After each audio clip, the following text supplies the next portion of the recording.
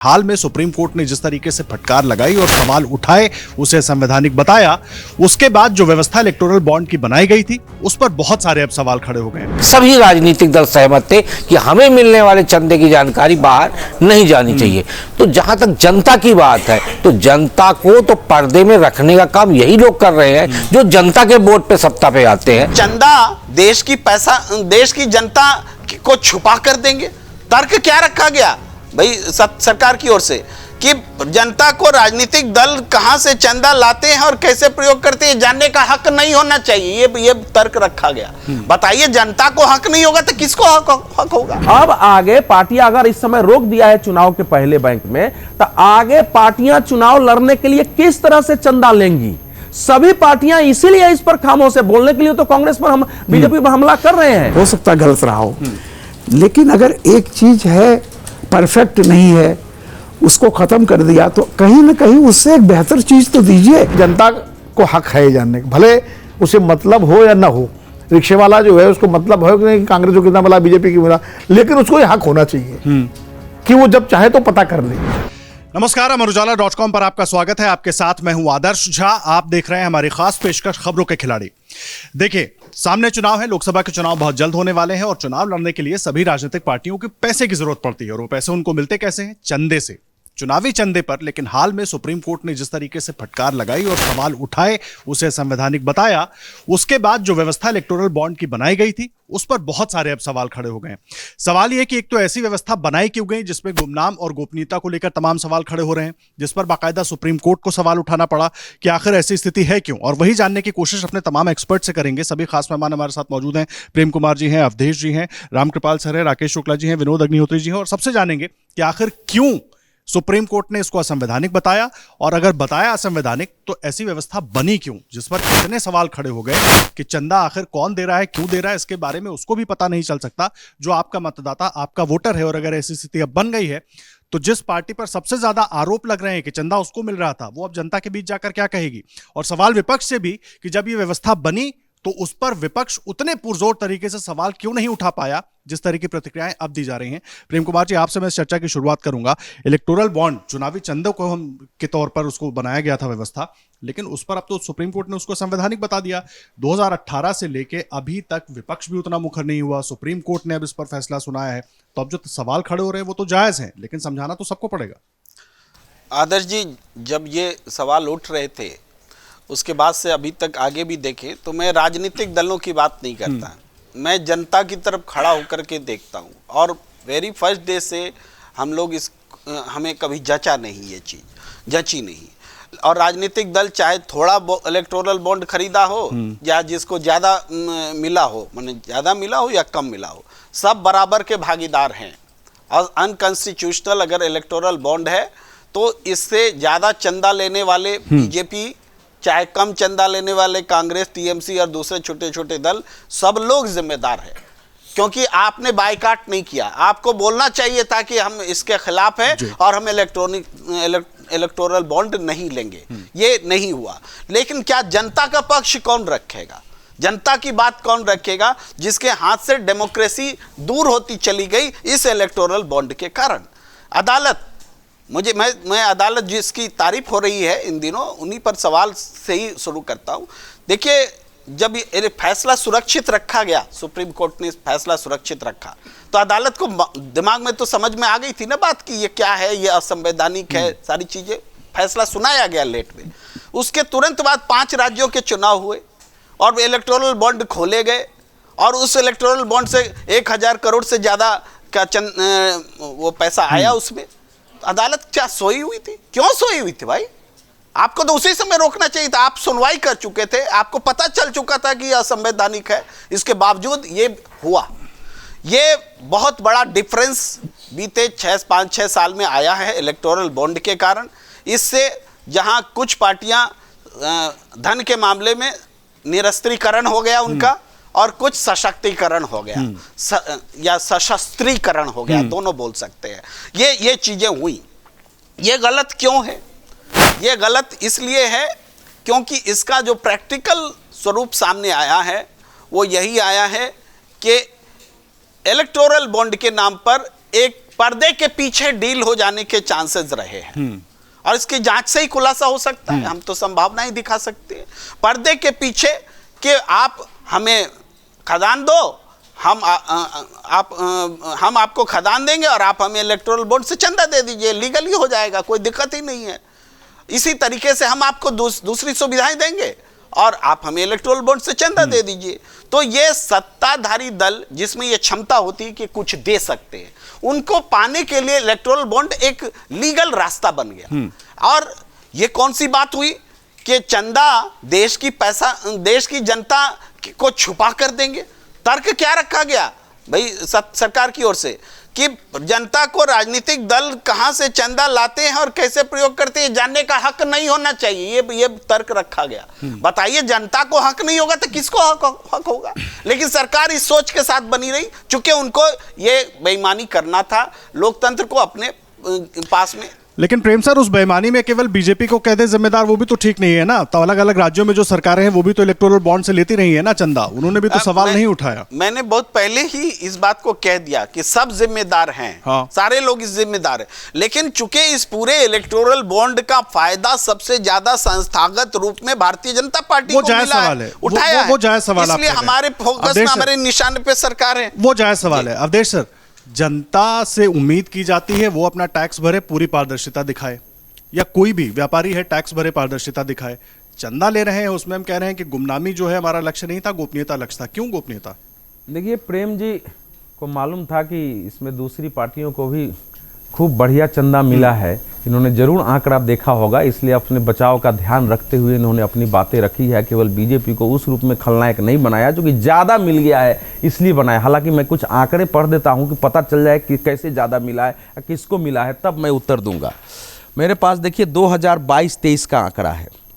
इसमें बीजेपी को मिला है 1294 करोड़ 95 लाख और बीआरएस को मिला है 529 करोड़ 4 लाख।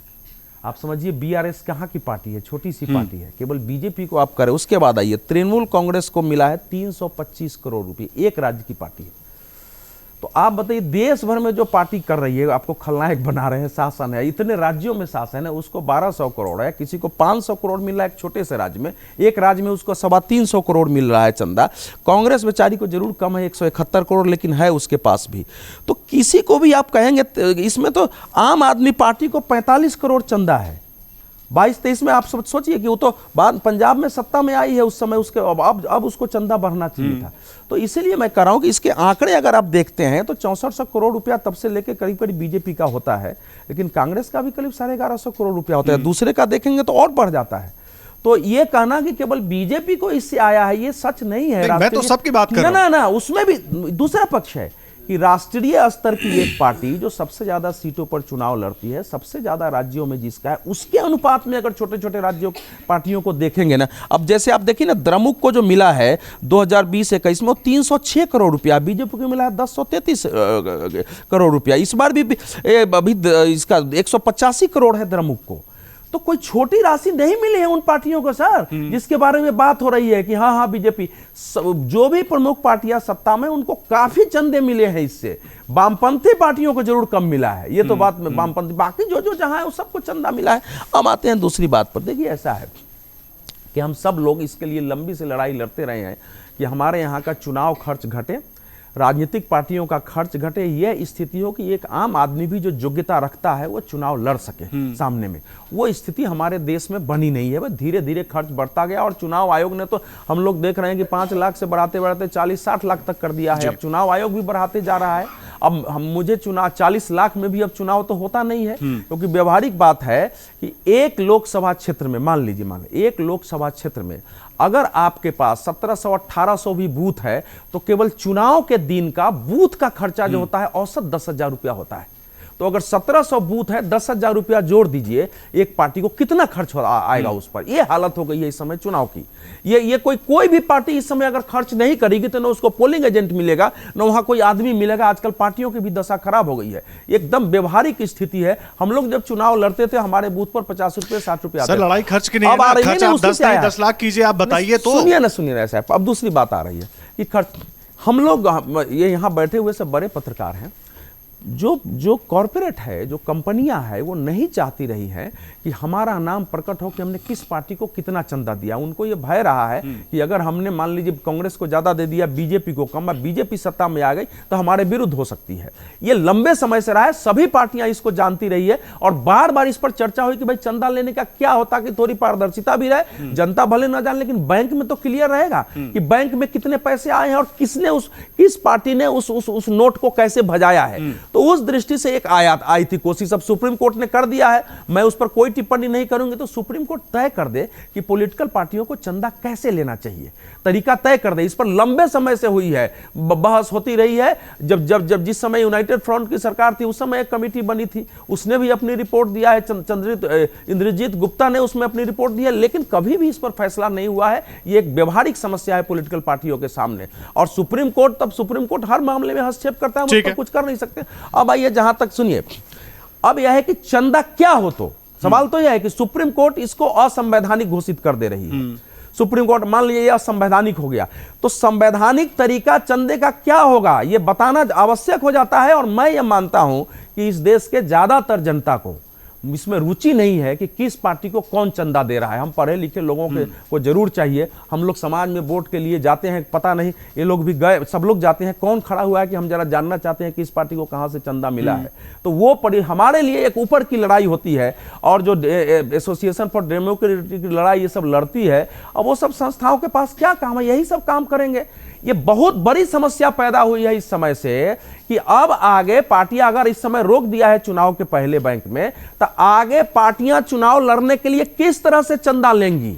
सभी पार्टियां इसीलिए इस पर खामोश है, बोलने के लिए तो कांग्रेस पर हम बीजेपी पर हमला कर रहे हैं। यही मैं समझना चाह रहा हूं क्योंकि इतने बड़े फैसले के बाद भी जो खामोशी है, सोचने के बाद हुआ था कि बैंक से आदमी नोट जल्दी से हस्तक्षेप के अवधेश जी जो बोल रहे हैं उसमें हमने पहले ही कहा कि जिस सरकार या जो सत्ता में रहेगी दल, जिसको देने के लिए और डील करने के लिए कुछ होगा उसको सूट करता है इलेक्टोरल बॉन्ड। तो आज चूंकि देश में विपक्ष की सरकार कम है, विपक्षी दलों की बीजेपी के बनाम, तो बीजेपी की सरकारें राज्य में और केंद्र में ज्यादा है, इसीलिए 6,500 करोड़ का चंदा उनको मिलता है, 57% मिलता है। किसी को लेकिन 75%, किसी को 25% मिल रहा है। मूल बात क्या है? मूल बात है इलेक्टोरल बॉन्ड के जरिए पैरेलल डीलिंग, ये डेमोक्रेसी को खत्म कर रहा है। यही सवाल है रामकृपाल सर, जनता को पता ना चले या नहीं चलना चाहिए, ये क्या जरूरी है? और जिस तरीके से अवधेश जी कह रहे थे, फिर तो सब एक थैली के चट्टे बट्टे हैं। देखिए, जो हमको सूट करेगा हम उस हिसाब से नियम बनाएंगे। प्रेम कुमार जी ने भी जो बातें कही हैं सब पर है, लेकिन मैं एक बात कहता हूँ।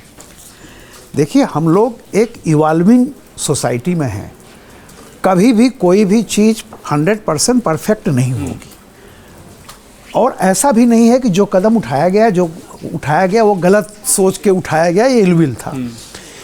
ये बात आप जान लीजिए कि इलेक्टोरल बॉन्ड नहीं थे तब क्या होता था, क्या बहस होती थी, सबको पता है, जनता को पता है कि सब काला धन आता था और सब पार्टियां पूंजीपतियों के काले धन से लगती थी। अब सवाल यह है कि सरकार जब थी तो उसने सोचा कि जब आप डिजिटलाइजेशन वाला दौर चला, जब जिसमें कह दिया गया 20,000 से ऊपर का नहीं, आप सिर्फ इलेक्ट्रॉनिक छोड़ दीजिए, आप देखिए कैश का अब इतनी सख्ती हो गई है कि कैश आप अपने घर में रख सकते हैं, लेकिन अगर एक सर्टेन अमाउंट है तो आपको दिखाना पड़ेगा कि आपने बैंक से कहाँ से निकाला है। तो देखिए, होता क्या है कि जब टेक्नोलॉजी एडवांस कर रही है तो आप ब्लैक मनी को एकदम ख़त्म तो नहीं कर सकते, लेकिन ब्लैक मनी पर अंकुश लगाया जा सकता है, उसको मिनिमाइज किया जा सकता है इस तरह से। जैसे आज की तारीख में आप देखिए, कॉमन मैन को देखिए, आप कहीं भी कुछ भी, अगर आप चाहे क्रेडिट कार्ड से पेमेंट करें, चाहे किसी चीज़ से, भारत सरकार देख रही है आपका डेटा। आप अपना नाम बदल सकते हैं, फादर का नाम नहीं बदल सकते, आपके भाई का, तो पूरी कुंडली उसके आरबीआई के पास है। तो ऐसे ही क्या हुआ कि अगर कहीं ना किसी ने सोचा कि भाई चलो इलेक्टोरल जो फंडिंग की जाती है इसको भी आप मुख्य धारा में, वित्तीय मुख्य धारा में ले आइए। अब ये जो गोपनीयता की बात है, तो मैं एक बात आपको कह दूं कि सिर्फ इलेक्टोरल बॉन्ड के लिए नहीं है, बैंकों की अपनी गोपनीयता अगर आप किसी से जा करके पूछें कि बैंक का किसका है, आज टाइम्स ऑफ इंडिया में छपा भी है, उसमें बैंक ये कह रहे हैं कि दूसरे की गोपनीयता, क्योंकि जो गोपनीयता का कानून अगर ये सार्वजनिक करेंगे तो बाकी भी चीज़ें सार्वजनिक करनी पड़ेंगी।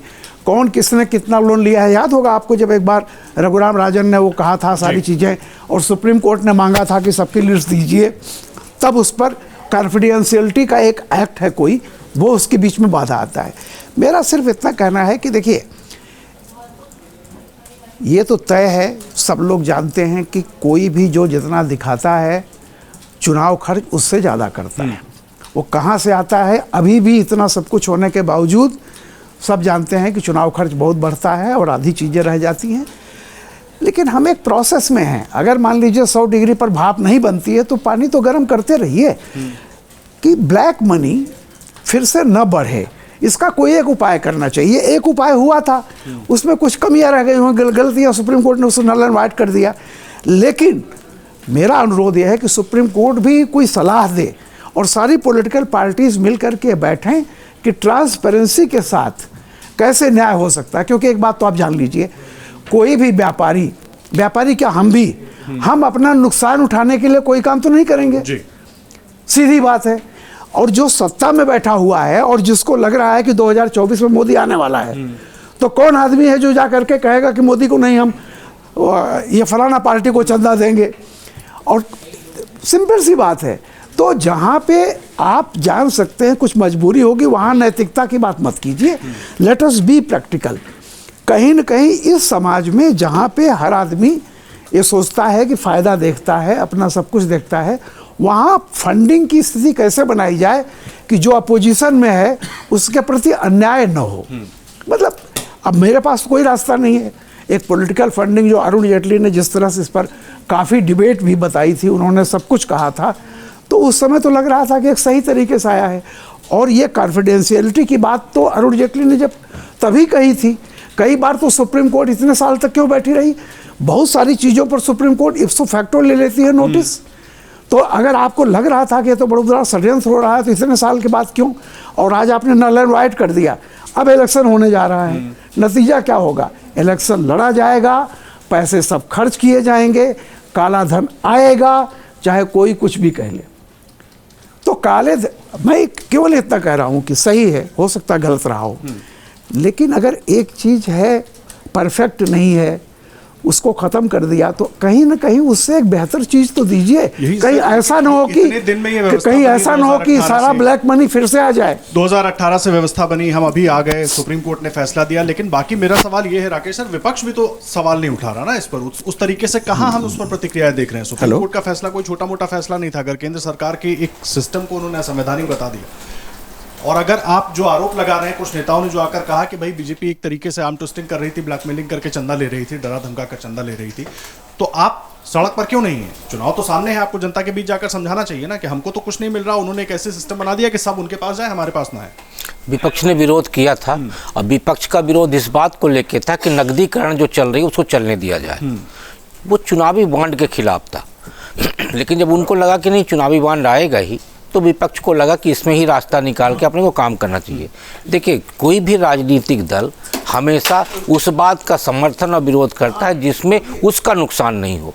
आपको याद होगा कि नरसिम्हा राव जी के समय पे एक कानून आया था जिसमें उन्होंने एक टाइमलाइन तय किया था कितने बच्चों वाले ही चुनाव लड़ सकते हैं। लेकिन उसमें एक नॉर्म्स जोड़ा गया कि जो पहले से चुनाव लड़ रहे हैं तो उनको परिधि से बाहर रखा जाएगा। तो हमेशा सत्ता पक्ष हो या विपक्ष हो, वो हर चीज़ों को उस अपनी सुविधा के हिसाब से ही लागू करने पे रजामंद होते हैं। उसी तरह से चुनावी चंदा का विषय, जहाँ तक एक विषय और आया था कि इसको आरटीआई के दायरे में लाया जाए, लेकिन उस पर कोई सहमत नहीं हुआ। यदि विपक्ष को लग रहा था कि चुनावी चंदे में सत्ता पक्ष को, चाहे जिसकी सत्ता रही हो, यदि गड़बड़ी की जाती है तो विपक्ष को चाहिए था कि कह देता कि भाई सूचना के अधिकार के तहत इसको ला दिया जाए, तो कोई भी व्यक्ति इसको सूचना के अधिकार के तहत जानकारी ले सकता है कि किस पार्टी को किस व्यक्ति के द्वारा कितना चंदा दिया गया। विपक्ष को भी जानकारी मिलती, आम जनता को भी जानकारी मिलती। लेकिन इसमें सत्ता और विपक्ष, यानी सत्ता विपक्ष कहने की बजाय सभी राजनीतिक दल सहमत थे कि हमें मिलने वाले चंदे की जानकारी बाहर नहीं जानी चाहिए। तो जहाँ तक जनता की बात है, तो जनता को तो पर्दे में रखने का काम यही लोग कर रहे हैं जो जनता के वोट पे सत्ता पे आते हैं या विपक्ष में आते हैं या जनप्रतिनिधि चुने जाते हैं। सुधार एक सतत प्रक्रिया है।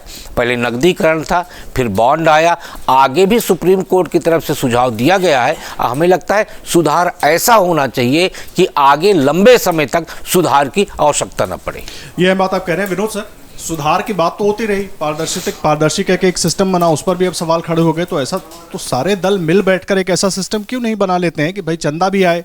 अभी क्या होगा, अभी अगर 31 मार्च को वो लिस्ट आती है, चुनाव आयोग उस लिस्ट को डालता है, तो अभी तो सब एक दूसरे पर राजनीतिक रस्साकशी चीटाकशी करना शुरू कर देंगे कि भाई फलाने उद्योगपति ने इनको ज्यादा चंदा दे दिया, फलाने ने उनको चंदा दे दिया। एक वो लड़ाई हो जाएगी और जो गोपनीयता का एक क्लॉज उनके लिए भी था वो भी खत्म।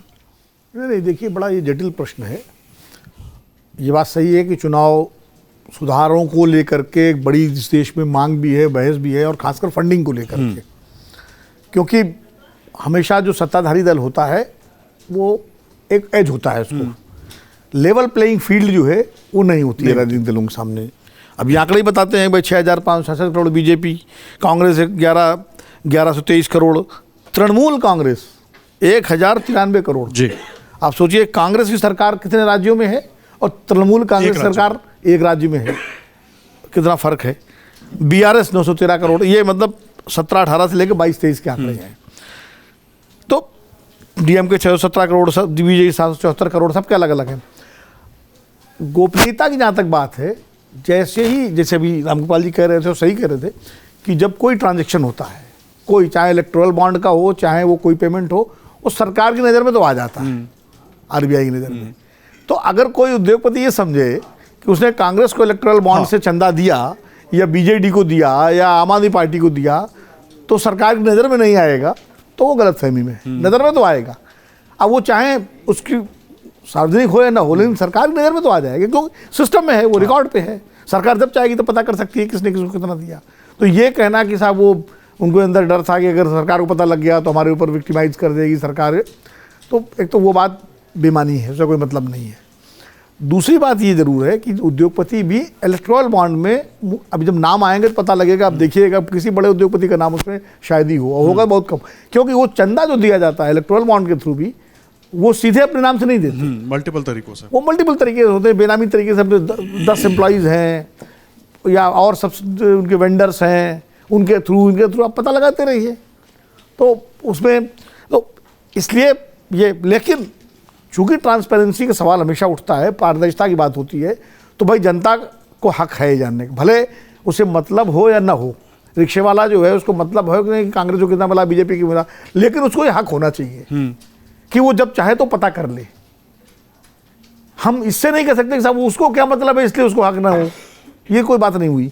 भाई डेमोक्रेसी का आएगी कि खाली पढ़े लिखे लोगों को हक मतलब है, एडीआर को मतलब है, बाकियों को नहीं है। बाकी मतलब हो ना हो, ये उसकी इच्छा है, वो जानना चाहे ना जानना चाहे, लेकिन अगर वो जानना चाहे तो उसके लिए जानकारी उपलब्ध हो।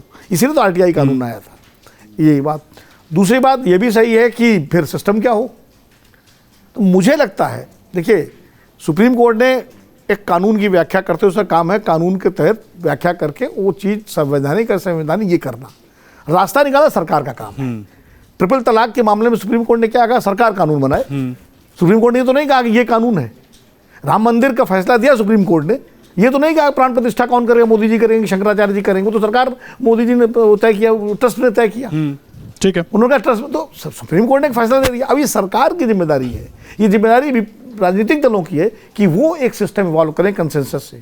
और मुझे लगता है जो एक सुझाव पहले आया है कि भाई एक कॉर्पस फंड हो जिसमें सारे कॉर्पोरेट चंदा दें, वो चाहे उसको चुनाव आयोग उसका निगरानी करे या कोई और ऑटोनोमस बॉडी करे, और उससे पार्टियों को चंदा स्टेट फंडिंग दी जाए कि भाई इस पार्टी को इतना, इस पार्टी को इतना, तो एक व्यवस्था बन सकती है। तो उससे कॉर्पोरेट को भी डर नहीं होगा कि भाई ठीक है हमने तो इलेक्शन फंड में चंदा दिया है, अब वो चाहे कितना बीजेपी को जाता है, कितना ठीक कह रहे हैं सर आप, लेकिन मुझे ये बड़ा हाइपोथेटिकल लगता है। हाइपोथेटिकल है, लेकिन चीजें हाइपोथेटिकल हो गई भी प्रैक्टिकल बनती हैं, क्योंकि वो जो एक जमाने में मासिक सैलरी की तरह अगर पार्टियों को चंदा चुनाव आयोग देगा तो उस पर बर्दाश्त नहीं करेंगे। राजतंत्र के जमाने में लोकतंत्र भी हाइपोथेटिकल था कि ऐसा कैसे हो सकता है कि लोग अपना नेता चुनेंगे, अपना सरकार चुनेंगे, लेकिन हुआ ना।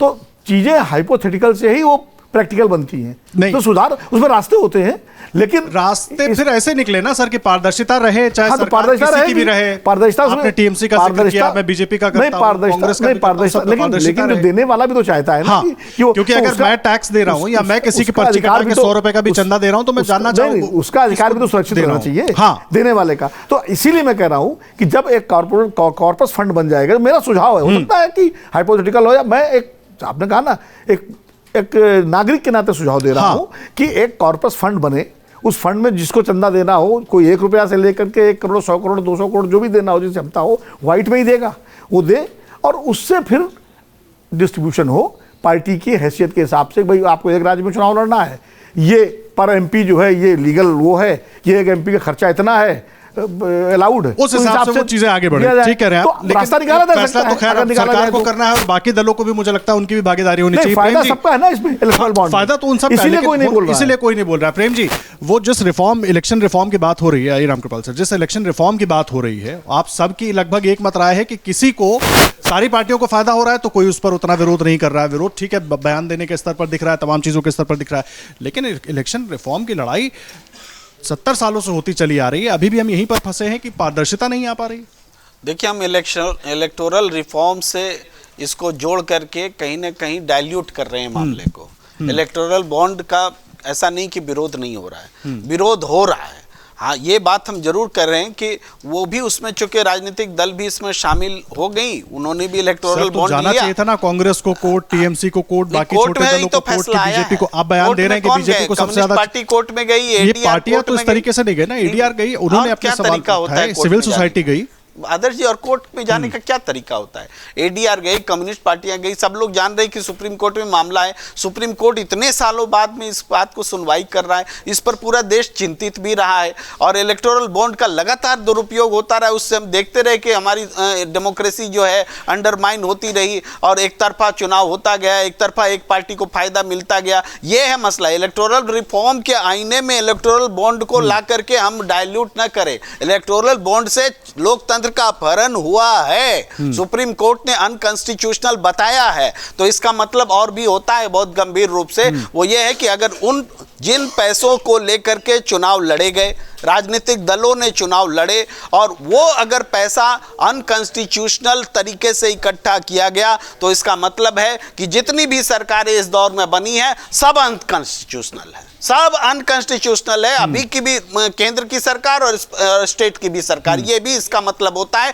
अलग बात है कि सुप्रीम कोर्ट ने इसका इंटरप्रिटेशन नहीं किया हो, लेकिन हम तो महसूस करते हैं जब गलत तरीके से हमने चंदा लिया, वो असंवैधानिक है। उस असंवैधानिक तरीके से लिए गए चंदे से हमने चुनाव लड़ा, तो इसका मतलब है कि जो सरकार बनी वो भी असंवैधानिक। ठीक है, असंवैधानिक है, सरकार भी असंवैधानिक है। मैं सिर्फ एक चीज समझना चाह रहा हूं, सबसे बड़ी पार्टी बीजेपी, सभी कह रहे हैं सबसे ज्यादा चंदा उसको मिला, ठीक है, पैन इंडिया उसकी सरकार है, अलग अलग उसमें भी सरकार है, लेकिन जवाब भी तो बीजेपी को भी देने होंगे ना, क्योंकि एक तो लेकर प्रधानमंत्री नरेंद्र मोदी की सरकार आई थी इस पूरे सिस्टम को, जवाब उनको भी देने होंगे। अगर सुप्रीम कोर्ट कह रहा है कि संवैधानिक है, तो जनता को भी तो समझाना पड़ेगा ना कि नहीं, ऐसा नहीं वैसा था।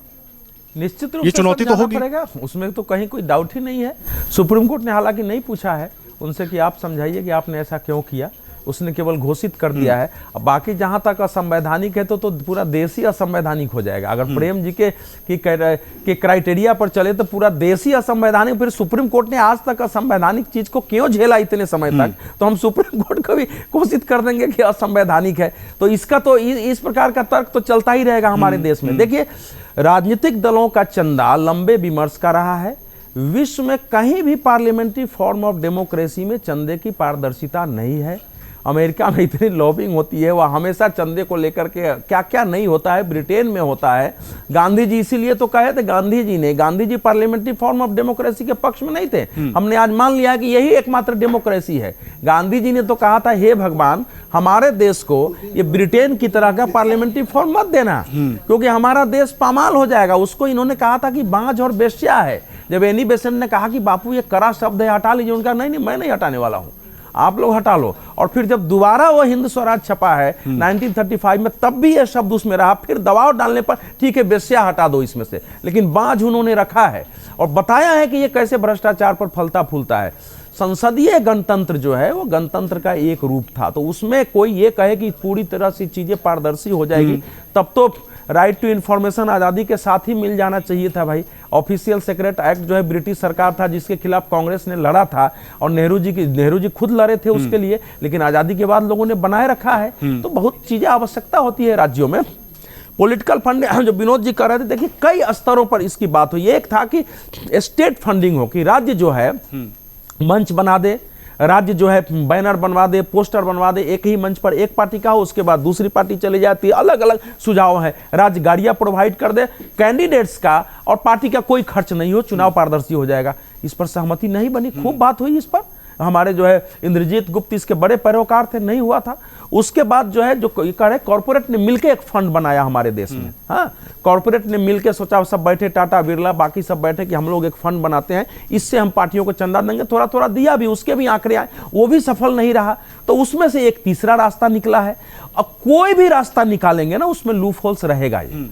कोई भी रास्ता इसमें बिना लूप होल्स के रहेगा नहीं। और हम हमारा अकाउंट है, मैं चाहता हूं कि मेरा अकाउंट कोई न जाने, वही सही बात चलती है। जैसे उन्होंने कहा, एक बैंकों का कानून है, पॉलिटिकल पार्टियों का खर्चा अगर सामने हो तो बहुत अच्छी बात है। इतना पैसा फलाने जगह से आ रहा है, इतना जा रहा है, ऐसा संभव नहीं है इस व्यवस्था में।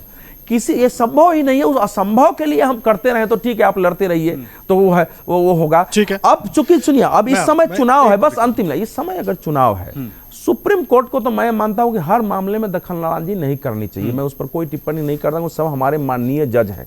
कुछ चीजें पॉलिटिकल अगर डिस्कोर्स की जो चीजें हैं वो पॉलिटिक्स पर छोड़ देना चाहिए। सुप्रीम कोर्ट इतनी टिप्पणी कर सकता है कि मुझे इसके संवैधानिकता होने पर हमें संदेह है, पॉलिटिकल पार्टियां तय करें कि चंदा कैसे है, उस पर भी हंगामा और बहस हो जाती है। ये बड़ा वैलिड पॉइंट आप उठा रहे हैं राजगोपाल सर। मैं केवल एक बात कहूंगा, लोकतंत्र हो या जो भी हो, दुनिया देखिए विकास के दौर में है।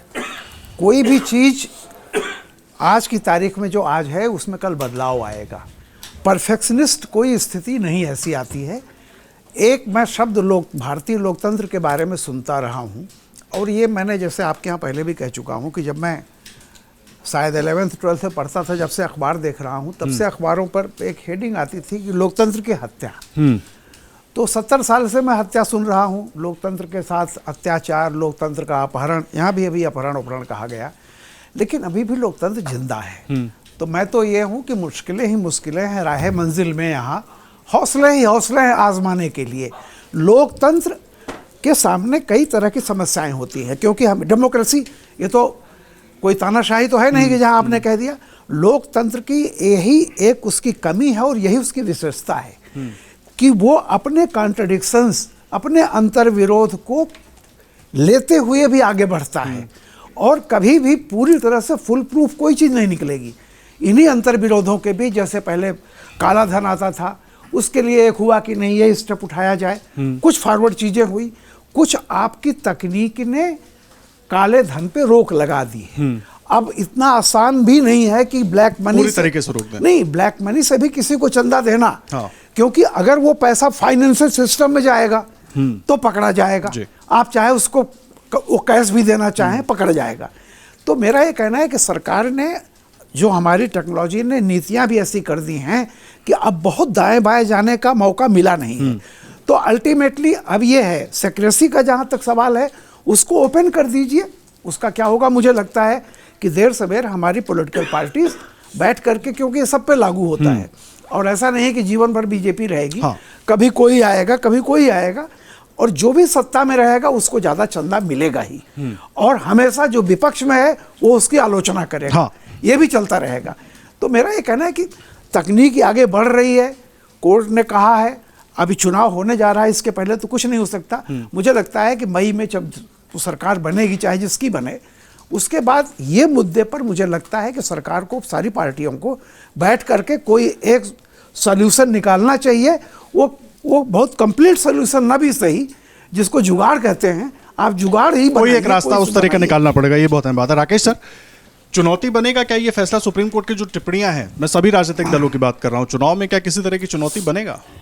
सुप्रीम कोर्ट की हर टिप्पणी चुनौती नहीं बनती, क्योंकि सरकार के पास रास्ता होता हाँ, है। इसीलिए पूछ रहा हूं। सुप्रीम कोर्ट उसी रास्ते पे चलता है जो कानून सरकार बनाती है। यदि सुप्रीम कोर्ट के फैसले को पलटना होता है तो सरकार अध्यादेश ले आती है। इसलिए सुप्रीम कोर्ट कभी भी किसी भी सरकार के लिए नहीं, किसी भी राजनीतिक दल के लिए चुनौती नहीं हो सकता जिसमें सभी राजनीतिक दलों का हित समाहित होता है। इसलिए ये मुद्दा सुप्रीम कोर्ट का कहीं चुनौती बनेगा, ये मुझे बिल्कुल नहीं लग रहा।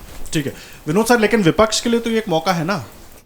नहीं, विपक्ष के लिए मौका, हालांकि चंदा उनको भी मिल रहा है, लेकिन विपक्ष एक के लिए तो है, मौका कम से कम जरूर है। सवाल उठाने का मौका तो नहीं, है। विपक्ष के लिए मौका जरूर है, लेकिन चूंकि लाभार्थी तो सभी हैं इसके, हाँ। कोई कम कोई ज्यादा हाँ आकार के हिसाब से, तो इसलिए कई मुद्दे ऐसे होते हैं जिसमें विपक्ष भी खाली औपचारिकता के लिए अपनी बात कहता है, विरोध करता है, बाकी वो फिर उसको छोड़ देता है। तो इसलिए जो राकेश जी ने कहा, रामपाल जी ने कहा, मुझे लगता है कि इस मुद्दे से, इस फैसले से एक बात जरूर, जो मैं इसको सकारात्मक रूप में कैसे देखता हूं, कि सरकारें और राजनीतिक दल ये सोचने के लिए बाध्य हैं कि अब कैसे कोई ऐसा रास्ता निकाला जाए जो कम से कम ज़्यादा पारदर्शी हो, ज़्यादा लोकतांत्रिक हो, ज़्यादा बेहतर हो। भले पूर्ण रूप से एकदम फुल प्रूफ नहीं भी हो, 90% हो, 80% हो, लेकिन वो हो। तो ये एक रास्ता जरूर खुला है इसको लेकर के, कि अब उनको बैठ के इसका एक रास्ता सोचना पड़ेगा। और मैं तो मतलब मेरी इच्छा क्या ये है कि सरकार को बजाय इस फैसले के खिलाफ अध्यादेश लाने के कोई ऐसा रास्ता निकालना चाहिए जिससे ये चुनाव में पारदर्शिता आए और लोगों को उंगली उठाने का मौका न मिले, जनता को भी और किसी को भी। पारदर्शिता भी आए और विश्वसनीयता भी, विश्वसनीयता पारदर्शिता दोनों एक एक बहुत महत्वपूर्ण बात आप कह रहे हैं। और देखिए, एक चीज और है जी। कि काले धन का जो उपयोग है चुनाव में बहुत हद तक चेक हुआ है, लेकिन अभी पूरी तरह चेक नहीं हुआ है, कि बहुत सारे ट्रांजैक्शन अभी भी कैश होते हैं। और खास करके जो कैंडिडेट्स और पार्टियां जो मतदाताओं के बीच में उनको वोट लेने के लिए तमाम तरह के प्रलोभन दिए जाते हैं और तमाम तरह के जैसे आरोप लगते हैं कि शराब बांटी जा रही है या पैसे दिए जा रहे हैं, वो सब कैश में होता है। वो उस पर भी रोक लगनी चाहिए। उस पर भी रोक लगेगी, और शायद अगर एक व्यवस्था उस तरह से बन जाए तो शायद उस पर भी रोक लग पाए। लेकिन देखिए, जिस तरह की एक नई व्यवस्था बनाने की बात हो रही है, तमाम हमारे जो खास मेहमान हैं ये सब खबरों के खिलाड़ी रहे हैं, खबरों को जिया है इन्होंने, और अलग अलग दौर देखे हैं किस तरीके से राजनीति काम करती है। रिफॉर्म्स जिनके हम बात करते हैं उनको इन्होंने देखा है, समझा है, जाना है। इसीलिए इनसे बात करना बहुत महत्वपूर्ण था, क्योंकि अगर बदलाव होने हैं, टिप्पणी जो की गई है वो बहुत गंभीर है, बदलाव अगर किए जाएं तो कम से कम ऐसे बदलाव तो जरूर हो कि जनता को भी सब पता हो और विश्वसनीयता भी राजनीतिक दलों की कायम रहे। हालांकि अब सामने चुनाव है, क्या होता है, कब होता है, उसके लिए थोड़ा इंतजार करना होगा। लेकिन देश और दुनिया की हर बड़ी खबर से जुड़े अपडेट के लिए आप अमर उजाला.com से जरूर जुड़े रहिए।